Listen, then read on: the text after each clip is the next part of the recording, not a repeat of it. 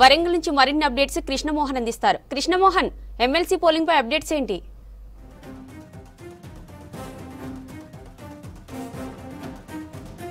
యాభై 52 మంది అభ్యర్థుల భవితవ్యం పోలింగ్ బాక్సులలోకి చేరుకుంటే వాటన్నింటినీ కూడా ఇప్పుడు భద్రంగా ఆయా జిల్లా కేంద్రాల్లో ఉన్నటువంటి రిసెప్షన్ సెంటర్లకు చేరుకుంటున్నాయి. ఇక్కడ నుంచి నల్గొండకు తరలించడానికి ఏర్పాట్లు చేస్తున్నారు. ప్రస్తుతం అయితే పోలింగ్ చాలా ప్రశాంతంగా ముగిసింది. 4 గంటల వరకు ఓటర్లు ఎవరైతే వచ్చారో ఓటు వేయడానికి వాళ్ళకు మాత్రం ఓటు వేసే అవకాశం కల్పించారు. కొన్ని చోట్ల మాత్రమే 4 తర్వాత కూడా పోలింగ్ జరిగింది. మిగతా దాదాపుగా పోలింగ్ అంతా కూడా 4 గంటల వరకే ముగిసిందని చెప్పచ్చు. అయితే ఉదయం జరిగినటువంటి పోలింగ్ సరళిని చూసిన తర్వాత ఈసారి పోలింగ్ శాతం పెరుగుతుందని అంచనా వేశారు. కానీ గతంలో వచ్చినటువంటి పోలింగ్ శాతమే వచ్చే అవకాశం ఉన్నట్టుగా కనిపిస్తుంది. ఉమ్మడి వరంగల్ జిల్లా కావచ్చు, ఉమ్మడి నల్గొండ, ఖమ్మం ఈ 3 జిల్లాలకు సంబంధించి 2021 జరిగినటువంటి ఎన్నికల్లో 74% వరకు కూడా పోలింగ్ శాతం నమోదైంది. కానీ ఈసారి చూస్తే అంతకంటే తక్కువ నమోదయ్యే అవకాశం కనిపిస్తుంది. 72 నుంచి 73% వరకు మాత్రమే వస్తుందని ఒక అంచనా వేస్తున్నారు. 4 గంటల వరకు అయితే మాత్రం 70% పోలింగ్ నమోదైనట్టుగా అధికారులు చెప్తున్నారు. అయితే పూర్తిగా అఫీషియల్గా రావడానికి మరికొంత సమయం పట్టే అవకాశం ఉంది. అఫీషియల్గా ఈ సమాచారం వస్తే తెలుస్తుంది. అయితే లాస్ట్ ఎన్నికలు జరిగిన దానికి ప్రస్తుతం జరిగినటువంటి బైపోల్ పోలింగ్ సంబంధించి ఓటర్ల సంఖ్య తగ్గింది. సేమ్ టైంలో ఓటింగ్ శాతం కూడా కొంత తగ్గినట్టుగానే మనకు తెలుస్తుంది.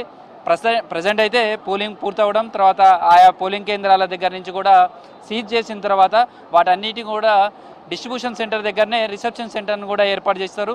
ఇక్కడికి అవన్నీ కూడా వస్తున్నాయి. ఇటు వరంగల్కు సంబంధించి ఏమో జిల్లా కలెక్టరేట్లోనే రిసెప్షన్ సెంటర్ ఏర్పాటు చేశారు.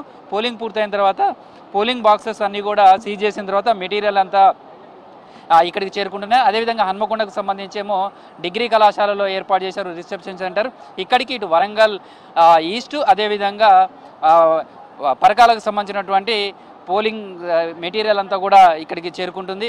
అదే వరంగల్కి సంబంధించి చూస్తే వరంగల్ ఈస్ట్ కావచ్చు, అదేవిధంగా నర్సంపేట, అదేవిధంగా వర్ధనపేటకు సంబంధించి 3 కాన్స్టిట్యున్సీస్ అక్కడికి చేరుకుంటాయి.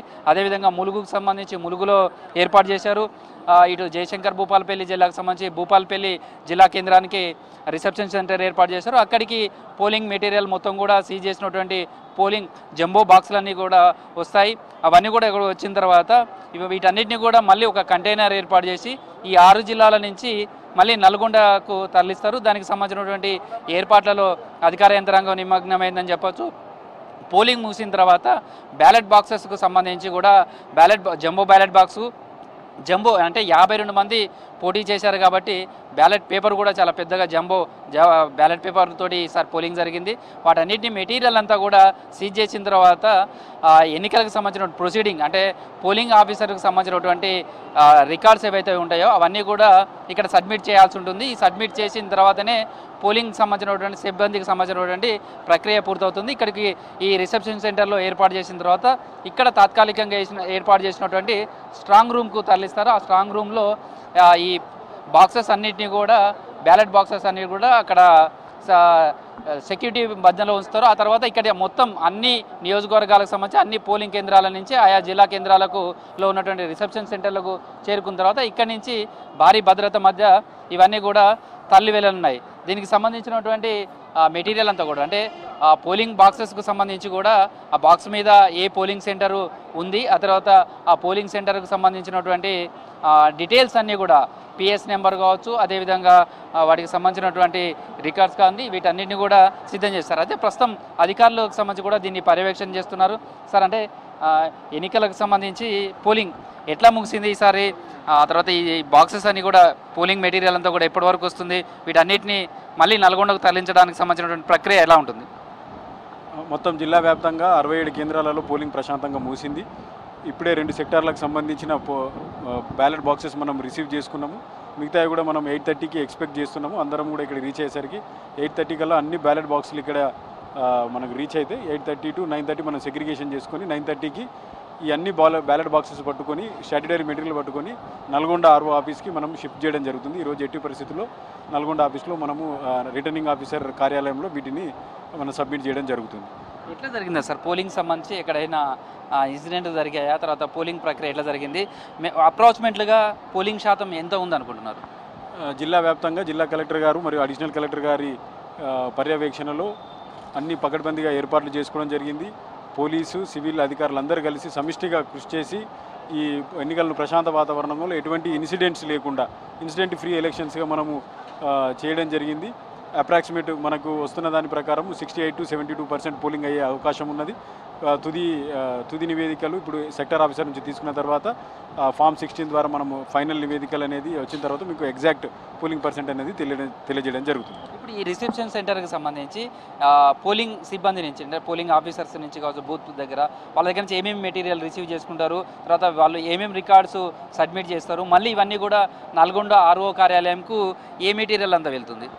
మనకి నల్గొండ రిటర్నింగ్ ఆఫీసర్ గారి ఆదేశాల మేరకు మనకి ఒకటి స్టాట్యుటరీ మెటీరియల్ 1-2 ప్యాకెట్స్ మనం ఇక్కడ నుంచి తీసుకుపోవడం జరుగుతుంది. దాంతోపాటు బ్యాలెట్ స్ట్రాంగ్ రూమ్లో పెట్టాల్సిన ఫామ్ 16 అదేవిధంగా PO declarations commencement of polling అదేవిధంగా ఎండింగ్ పోల్ అనేటి ఈ రిపోర్ట్స్ అదేవిధంగా బ్యాలెట్ పేపర్ అకౌంట్ వీటిని మనం స్ట్రాంగ్ రూమ్లో పెట్టడానికి ప్రత్యేకంగా కౌంటర్లు ఏర్పాటు చేసి వాటిని కూడా తీసుకోవడం జరుగుతుంది.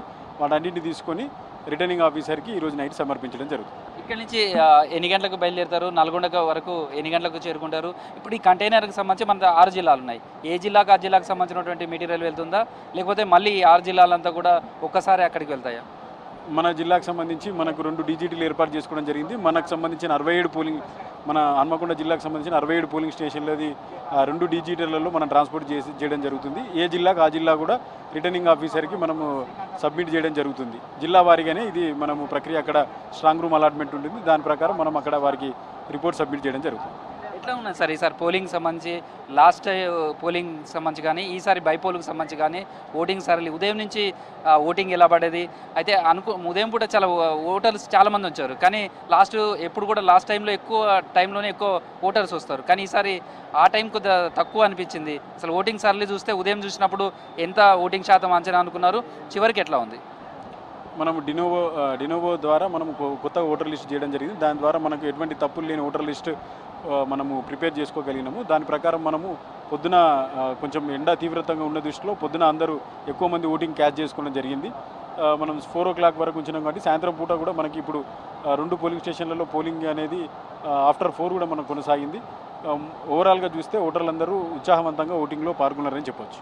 ఇది ప్రస్తుతం అయితే అధికారుల అంచనా ప్రకారం అయితే 72% వరకు కూడా ఉమ్మడి జిల్లాలో వచ్చే అవకాశం ఉందనేది చెప్తున్నారు. ప్రస్తుతం అయితే మొత్తంగా పోలింగ్ ప్రశాంతంగా ముగిసింది. తర్వాత బ్యాలెట్ బాక్స్లోకి 52 మంది అభ్యర్థుల పోటీ చేసిన అభ్యర్థుల భవిష్యత్తు అందులో తేలనుంది. అయితే ప్రధానంగా ముగ్గురి మధ్యనే ట్రయాంగిల్ పోటీ జరిగిందనేది చెప్తున్నారు. తర్వాత ఓటింగ్ సరళికి సంబంధించి కూడా ఇప్పటికే ఆయా పార్టీలకు సంబంధించి కావచ్చు అభ్యర్థులు కూడా అంచనాలు వేసుకుంటున్నారు. ఉదయం జరిగినటువంటి పోలింగ్ ఎలా ఉంది, తర్వాత 11 గంటల నుంచి 12-1 గంట మధ్యలో జరిగినటువంటి పోలింగ్ ఏ కేటగిరీలో ఉన్న వాళ్ళు ఎక్కువ మంది ఓటు వేశారు, తర్వాత 1 గంట నుంచి 3 గంటల వరకు ఓటు వేసిన వాళ్ళు ఏ కేటగిరీలో ఉన్నటువంటి వాళ్ళు ఉన్నారు, వాళ్ళ మూడ్ ఎలా ఉంది, తర్వాత 3 నుంచి 4 గంటల చివరి 1 అవర్లో పోలైనటువంటి పోలింగ్ శాతం ఎలా ఉంది, అయితే గతంతో పోలిసినటువంటి తక్కువ పోలింగ్ నమోదైంది. ఇవన్నీ ఓవరాల్గా లెక్కలు వేస్తున్నారు. ఈ లెక్కలు అభ్యర్థులు అయితే వీటిలలో మునిగిపోయారని చెప్పొచ్చు. ఎందుకంటే గతంలో పడినటువంటి పోలింగ్ శాతం కావచ్చు, ప్రజెంట్ బైపోల్లో వచ్చినటువంటి పోలింగ్ శాతానికి సంబంధించి కూడా అంచనా వేసుకుంటున్నారు.